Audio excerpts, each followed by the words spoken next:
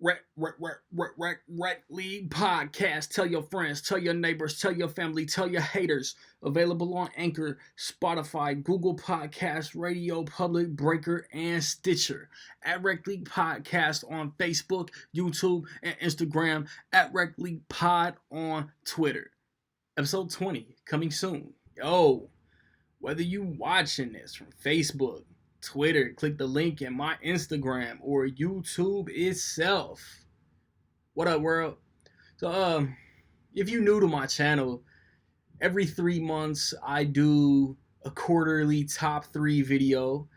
Whatever quarter it is, I give my top 3 movies of those 3 months of that year. Because I like to show a little love to movies that might or might not make my end of the year favorite movies list. And the second quarter of this year, April, May, June. With that said, 2019 is already halfway over, which is insane in itself. But this quarter, Shazam, Pet Sematary, Hellboy, Missing Link, Avengers Endgame, Long Shot, The Hustle, Detective Pikachu, John Wick, one of them new dog movies that the trailers always make me tear up. I think it was A Dog's Journey this time. Aladdin, Rocketman, Brightburn, Godzilla, King of the Monsters. Those all came out. Secret Life of Pets 2, Dark Phoenix, Shaft, Men in Black International, Child's Play, Toy Story 4, Yesterday. I think a new Annabelle just came out. Like the second quarter had a lot to choose from. So at number 3, my third favorite movie of the second quarter of 2019 was Toy Story 4. And I was hoping that this would just be my new favorite movie of the year. And it didn't quite hit those expectations, but dude, I still loved it. All these movies are recently released, so I'm not gonna go into spoilers or go too heavy into plot.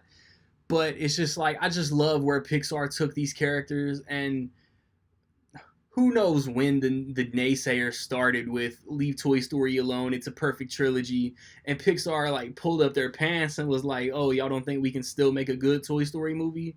Well, here you go." It's there. The characters are in a place, and the place that some characters start at, it shouldn't be a surprise where they end at, and it still is. There are not reconciliations, there are reunions, there are introductions to new characters. Something happens with the villain in this one that they haven't done in the past that I really liked. Bonnie has her new toys.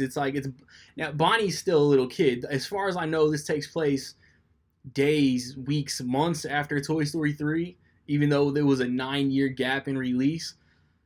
And you gotta account for the TV specials that I know have to be in the continuity too, because Carl Weathers comes back as Combat Carl.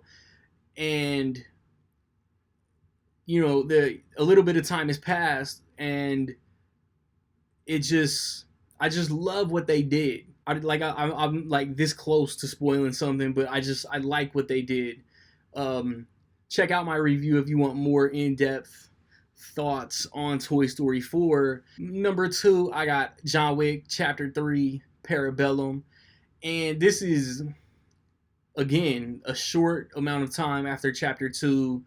If you have seen John Wick Chapter 2, you know what he did, you know what the consequences were, and you know that everybody with a gun is coming for John Wick's neck.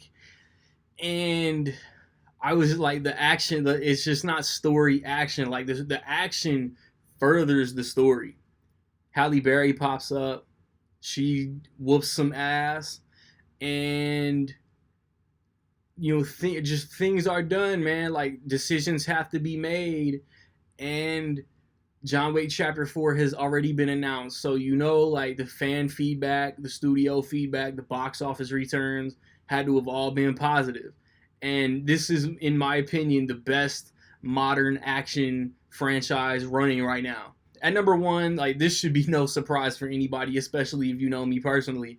My favorite movie of the second quarter this year was Avengers Endgame. Some people were down on it.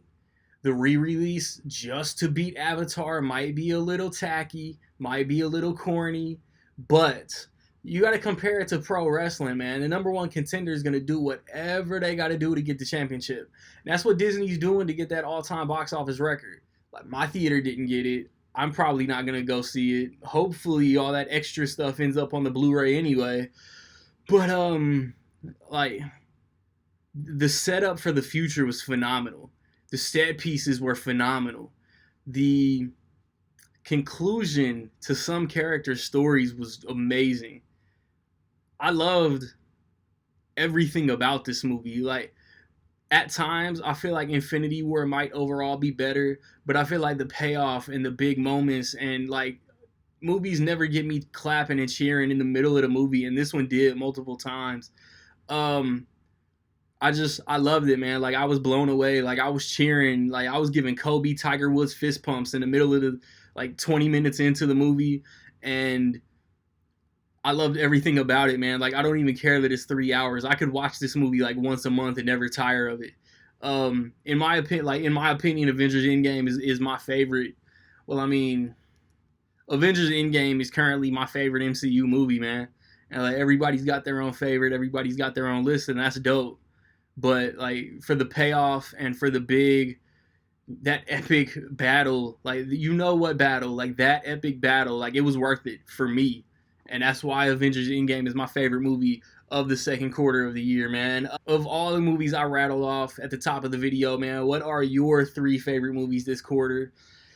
The third quarter might be my most anticipated quarter of the year, because there's Spider-Man, there's Lion King, there's Once Upon a Time in Hollywood, Good Boys looks hysterical, Angel Has Fallen is coming out, It Chapter 2 is coming out, Rambo is coming out. Like, I'm hyped for this quarter. There are many other movies that I just didn't mention. Dude, what third quarter movies are you most looking forward to, man? Drop a comment, let me know. I'll have a Spider-Man review posted within the next few days. Like, it comes out Tuesday, so late Tuesday, Wednesday, look out for my Spider-Man review. The week after that, I'll see Stuber. I don't know if I want to see that alligator movie. What's it called? Crawl. If it comes here, I'll probably watch it, but I don't know if I'm excited for it. And then Lion King, arguably the most anticipated movie of July, comes out the week after that, man. Not my most anticipated, but like, subscribe, comment, check out my second quarter reviews for sure, man. Find me where you find me, man. Don't know where to find me. Watch these credits. Peace.